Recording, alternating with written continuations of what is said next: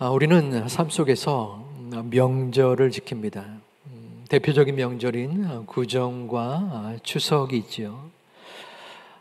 살다 보면 가족과 떨어져서 지내기도 하고 또 바쁜 일정 속에 소홀히 할 수 있었던 가족을 만나는 것이 명절이지요.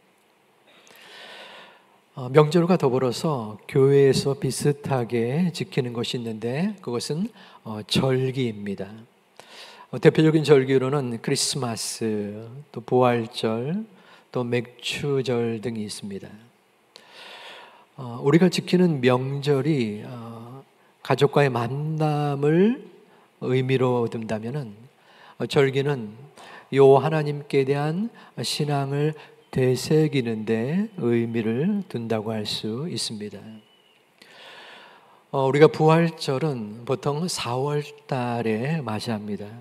그 부활 전 주일을 종려주일, 그리고 그 전 한 주간을 고난 주간으로도 지키죠. 그런데 이 부활절 이전에 이 3월과 4월에 또 다른 절기가 하나 있습니다. 그것을 사순절이라고 합니다. 이 사순은 넷사해 열흘순의 한자어인데 열흘이 4번 있다는 의미입니다. 40일 동안의 기간, 어떠한 40일 동안의 기간입니까? 부활절 전 40일 동안 예수 그리스도의 순환과 고난을 기억하며 경건하게 살기를 바라는, 또 살아야 합니다라고 해서 지키는 절기가 바로 사순절입니다. 그런데 이 사순절의 첫날을 제의 수요일이라고 합니다. 종려나무를 태운 채로 이마에 십자가를 그리는 것이요, 상징적인 의미입니다. 그리고 참회하는 그러한 제2의 수요일인데 이것은 성직자가 성도에게 이마에 제2의 십자가를 그려줍니다. 우리가 부활절이 매해마다 날짜가 다릅니다. 따라서 이 제2의 수요일 40일 전의 날짜도 달라지게 되죠. 올해의 제2의 수요일은 3월 5일이었습니다. 그런데 미국의 국무장관 루비오가 이 3월 5일 날 텔레비전에 나와서 이 제2의 수요일을 이마에 그리고 인터뷰를 했어요. 국무위원으로서 이 공식적으로 이러한 종교적인 모습을 보이는 것은 이례적이었는데 어쨌든 이 제2의 수요일 그리고 사순절 같은 이 절기는 사실은 성경에 근거하지는 않습니다. 그래서 기독교에서는 공식적으로 지켜지고 있지는 않습니다. 주로 카톨릭과 기독교의 일부 교파가 준행을 하고 있지요. 하지만 저는 이 사순절을 지키고 안 지키고를 넘어서 부활절을 준비하며 한 달여 동안을 마음속에 예수님을 생각하며 절제하고 또 순종하는 경건의 모습이 이루어진다는 취지에서 저는 긍정적으로 생각합니다. 우리의 삶 속에서 예수 그리스도의 고난 가운데 조금이라도 순종하는, 절제하는 모습이 우리 가운데 나타나기를 소망합니다. 어떤 모습이 있을까요? 우리가 살아가면서 가장 절제하지 못하는 요즘의 모습은 아마도 스마트폰일 듯 싶습니다. 습관적으로 인터넷을 검색하고 유튜브를 보게 되지요. 다만 이 기간 동안만이라도 하루에 단 10분 검색을 잠시 절제하고 성경 한 장이라도 또 5분의 기도라도 드리면 어떨까요? 또 우리나라의 커피 사랑은 전 세계의 으뜸을 기록하고 있습니다. 매일마다 습관적으로 마시는 커피, 이번 한 주간에 단 한 번만이라도 절제함으로 그에 해당하는 금액을 선교 헌금으로 드리면 또 어떨런지요. 하지만 이것은 제가 생각하고 예를 드린 것입니다. 모두의 상황마다 또한 생각이 다를 줄 압니다. 중요한 것은 십자가 없이는 부활이 없고 고난이 없이는 영광이 없는 법입니다. 우리가 십자가의 고난을 교회 안에서만이 아니라 우리의 삶의 현장에서 조금이라도 드러내는 소중한 제2가족 되시기를 주님의 이름으로 축원드립니다. 오늘의 말씀은 수넴 여인을 통하여 예수 그리스도가 우리가 어떻게 생명으로 다가왔는지에 대한 은혜를 함께 나누어 보고자 합니다. 엘리사라는 선지자가 있었습니다. 엘리사에게 기도의 초소가 있는데 그 초소는 갈멜산이었어요. 그런데 이 갈멜산으로 가기 위해서는 꼭 거쳐야 되는 지역, 마을이 있었는데 그곳은 수넴이었습니다. 수넴은 굴곡의 땅이라는 뜻을 지니고 있었어요. 이 수넴에 사는 한 여인이 있었는데 이 엘리사가 수넴에 올 때마다 극진히 이 엘리사를 대접하고 섬겼습니다. 이 여인은 엘리사로부터 아이를 얻을 것이라는 예언을 받았어요.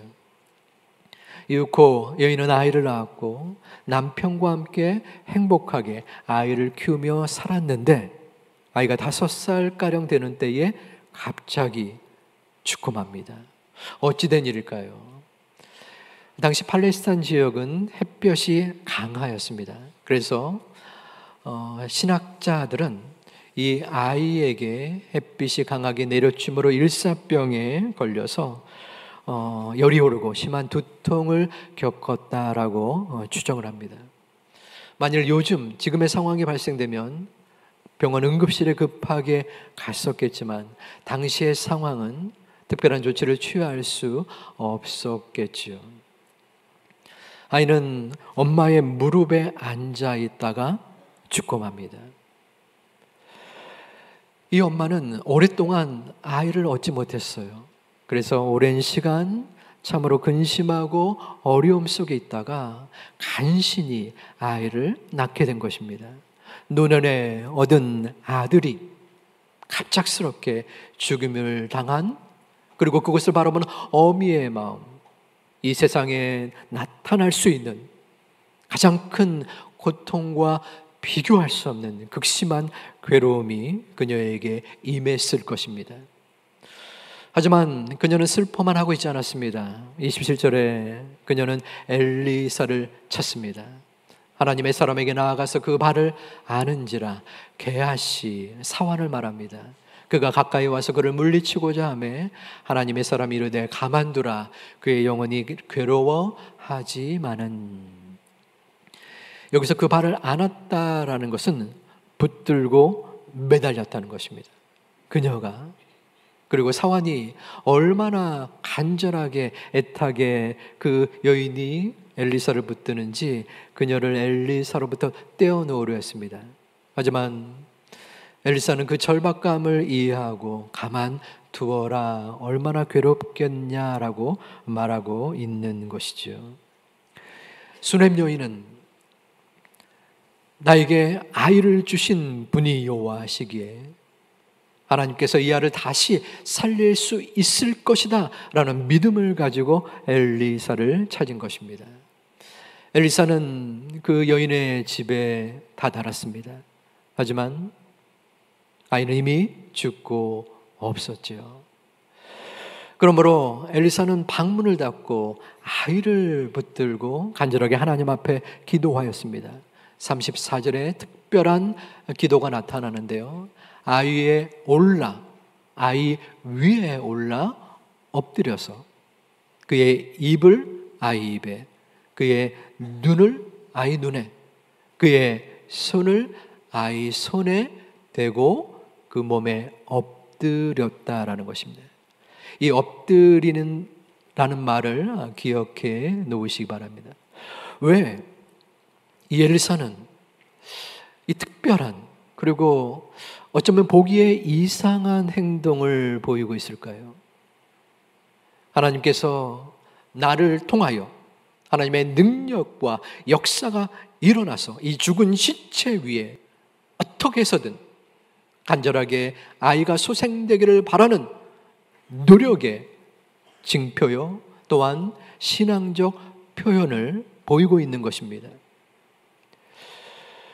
자, 조금 전 엎드리니라는 말씀을 드렸는데, 이 엎드리니라는 것은 이그하르라는 히브리어인데요, 열왕기상 18장 42절에서 엘리사가 아니라 엘리야가 갈멜산에서 비 오기를 간절히 구하는 기도를 나타날 때 쓰입니다. 이 기도는 그냥 땅에 엎드리는 것이 아니라 그 두 무릎 사이에 머리를 집어넣고 기도하는 모습입니다.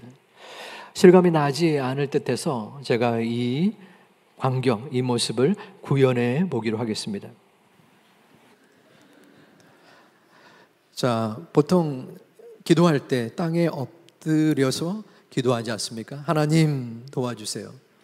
그러면서 어떨 땐 이렇게도 하고 또 이렇게도 합니다. 근데 지금 엘리야의 기도는 여기서 더 나아가는 것입니다. 무릎이 안 보이죠? 예. 자, 무릎 사이에 얼굴을 집어넣는 것입니다.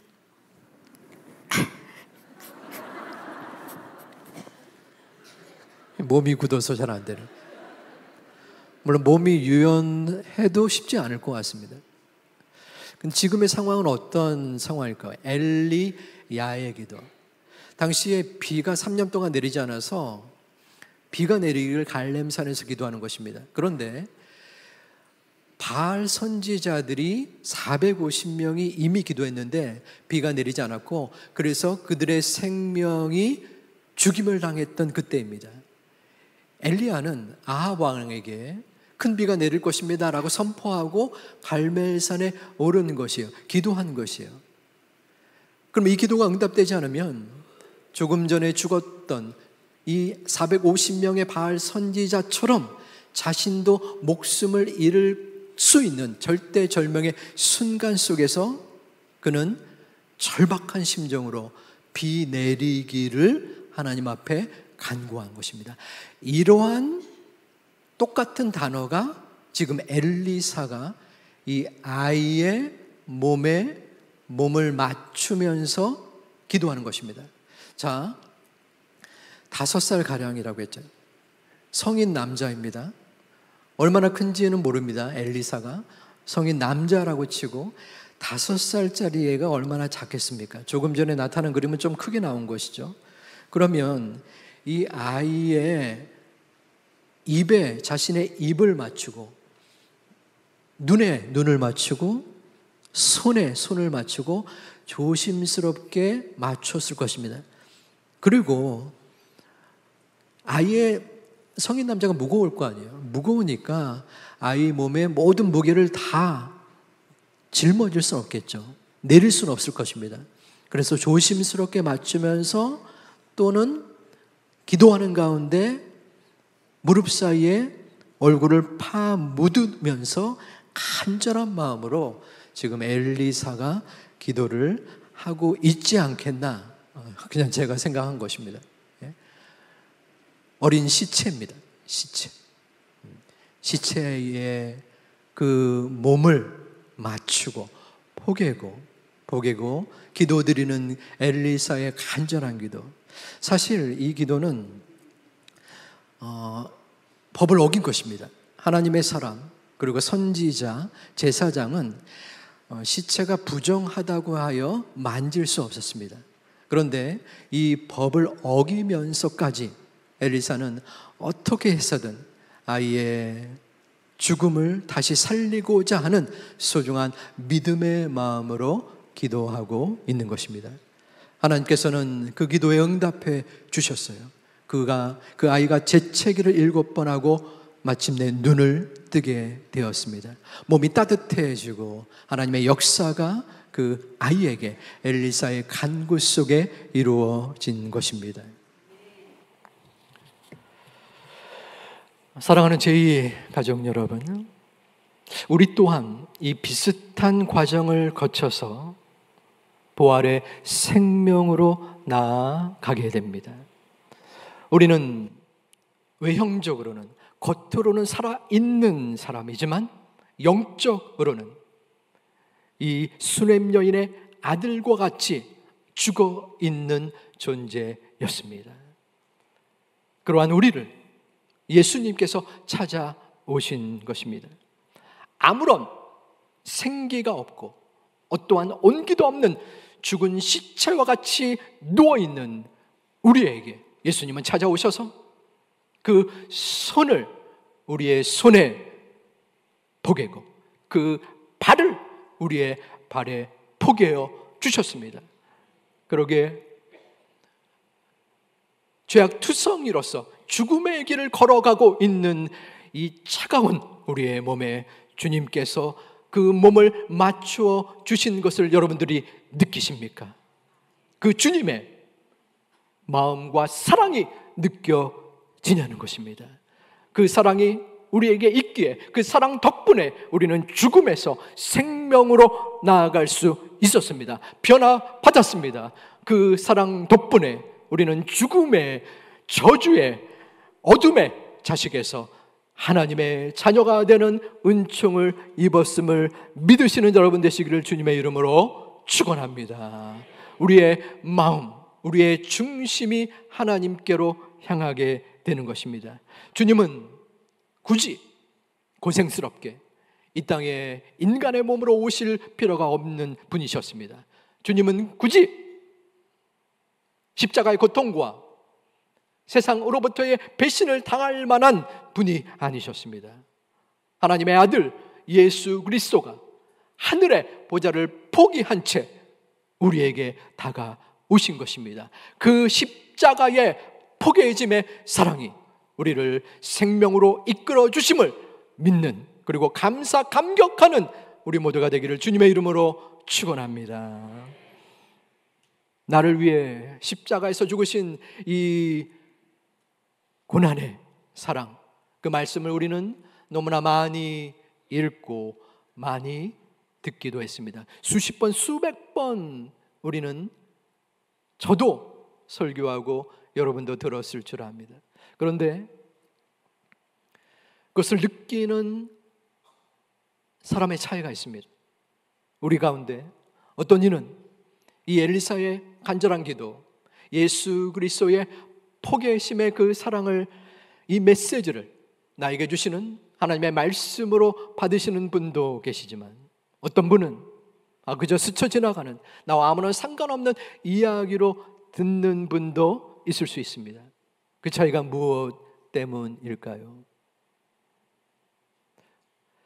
바로 하나님 앞에서, 하나님 존전에서 나는 누구인가, 나의 정체성의 차이 때문에 발생하는 것입니다. 예를 들어보겠습니다. 제가 돈 100만 원을 여러분들에 주고 싶습니다. 주고 싶은 거예요. 네. 자, 어떤 분은 부자에게 제가 100만 원을 줍니다. 하지만 그 받은 분은 그저 대수롭지 않게 여길 수 있습니다.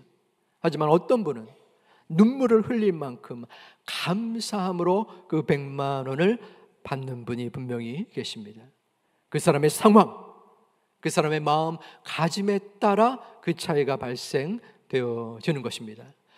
100억을 지닌 사람은 100만 원이 아무것도 아니지만 채 10만 원도 갖고 있지 않은 사람에게 그 100만 원은 그 무엇과도 바꿀 수 없는 기쁨의 선물이 되는 것입니다. 여러분은 하나님 앞에서 100억을 지닌 자입니까? 아니면 10만 원을 가진 자입니까? 100억은, 10만 원은 실제적인 물질적 수치가 아니라 상징적인 가치입니다. 100억을 지닌 사람은 어떠할까요? 하나님이 별로 필요 없을 수 있습니다. 내 마음대로, 내 생각대로 이 땅의 모든 것을 경영해 나가고자 하는 마음이 강할 것입니다. 심지어는 구원조차도 하나님이 주시면 감사하고 안 주셔도 그만이지라는 생각도 들 수 있습니다.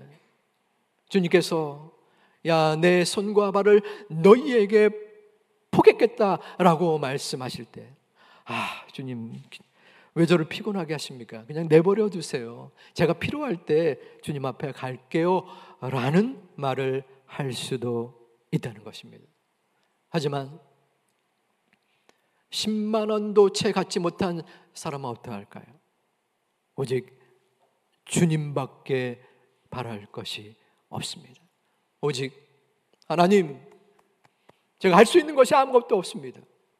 주님 저를 붙잡아 주시고 주님께서 제 팔을 포기해 주시고 제 발을 포기해 주신다면 너무나 감사합니다. 제가 눈물 흘려 감격할 수밖에 없습니다. 이러한 반응을 주님 앞에 보여드릴 것이 분명합니다. 여러분, 이 땅에 100억의 부유함보다 10만 원의 부족함이 있지만 하늘의 풍족함을 구하고 간직하고 또한 사모하는 여러분 되시기를 주님의 이름으로 축원합니다. 내가 가진 것이 부족할지라도, 설령 오늘 당장 먹을 것조차도 없어 보이는 상황일지라도, 많은 내 주변의 사람이 나를 배신하고 떠난다 할지라도, 나를 가로막고 있는 수많은 장벽과 적들로 인하여 도저히 헤쳐나갈 수 없는 막막함이 나에게 있을지라도 주님이 나와 함께 하시면, 주님의 팔과 주님의 다리가 나를 포기해 준다면 주님만으로 충분합니다. 주님 한 분만으로 만족합니다. 고백하고 나아갈 수 있는 하나님의 소중한 자녀들 되시기를 주님의 이름으로 축원합니다. 여러분, 혹시 시체를 만져본 적이 있으십니까? 저는 한 번 있습니다. 저희 어머님의 시체를 만지고 싶은 건 아니었는데 입관회 때 만지라고 하더라고요. 다른 분들은 모르겠습니다. 어머니의 목을 이렇게 만졌어요. 지탱을 했습니다. 관에 드리기 전에. 그때의 첫 느낌은 차가움이었습니다. 차갑구나. 마음속에 여러 가지 생각이 들었습니다. 불과 몇 시간 전, 바로 그 전날, 그래도 생전 잡아본 그 마지막 그 손의 온기가 아직까지 느껴지는데, 그때의 제 손은 차가움이었습니다. 그러면서 그때 인생의 무상, 삶의 회의, 순식간에 그런 게 느껴진 것 같아요. 어쩌면은 한 장 차이이지 않겠는가. 실제로 내년이면 저희 어머님이 돌아가신 그 나이에 제가 해당이 됩니다. 50년, 100년을 살 것 같은 마음이 있지 않습니까? 더구나 지금 20대, 30대들은 그렇지 않습니까? 저도 마음은 20대예요, 아직. 근데 세월이 훌쩍 지났습니다. 지금 70대, 80대 어른들도 마찬가지일 듯합니다. 주님께서는 차가운 시체 같은 우리에게 찾아오셔서 그 주의 보혈을 우리에게 베풀어 주셨습니다. 그리고 우리의 손에 주님의 손을 겹치고 그 주님의 발을 우리의 발에 포개어 우리의 모든 마음의 근심과 걱정과 고통과 절망까지도 인도하여 주시는 분인 줄을 믿습니다. 그 주님이 우리의 마음속에, 여러분의 생각 속에 사로잡혀 있을 때에 우리는 넉넉히 이 땅에서의 괴로움과 걱정과 절망을 헤쳐나갈 수 있음을 믿습니다. 한낱 스쳐가는 이야기가 아닙니다. 어린 아이의 시체를 붙잡고 그 발 앞에 엎드려서 눈물로써 애통함으로써 기도했던 엘리사처럼 주님은 우리의 차가운 몸을 붙잡고 우리의 썩어 문드러진 죄악투성이인 우리의 육체를 붙잡고 우리의 손과 발을 포개어 주시는 사랑 많으신 주님인 줄 믿습니다. 그 주님 앞에 우리의 마음을 드리는 것입니다. 그 주님 앞에 우리의 정성을 드리는 것입니다. 찾아오신 그 주님이 있기에 이제는 나의 손을 주님 앞에, 주님의 손에 포개입니다. 나의 발을 주님의 발에 포개입니다. 이제는 주와 함께 죽고 주와 함께 살겠습니다. 주와 영원히 살겠습니다. 제가 부족하고 연약하고 미천하지만 아버지 하나님, 주님을 위하여 살아가는 제가 되게 하여 주시옵소서. 저를 주님의 도구로 사용하여 주시옵소서. 기도하고 간구하는 우리 모두가 되기를 주님의 이름으로 축원합니다. 축복합니다. 여호와 이레의 하나님, 여호와 샬롬의 하나님, 그 주님께서 지금 살아 역사하셔서 우리에게 말씀하십니다. 너의 손을 나에게 주겠느냐? 너의 발을 나에게 주겠느냐? 거부하지 말아라.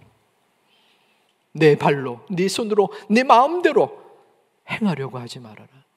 내가 너와 함께 너를 만지고 너를 위하여 기도하고 너를 붙잡아 줄 것이다. 그 주님의 음성, 그 주님의 부르심에 거부하지 아니하시고 그 주님을 마음속에 믿고 의지하는, 그리하여 부활의 주님, 고난의 주님을 기대하고 기다리고 기도하다가 감사함으로 평강함으로 나아가는 이번 3월과 4월이 되시기를 주님의 이름으로 축원합니다. 축복합니다.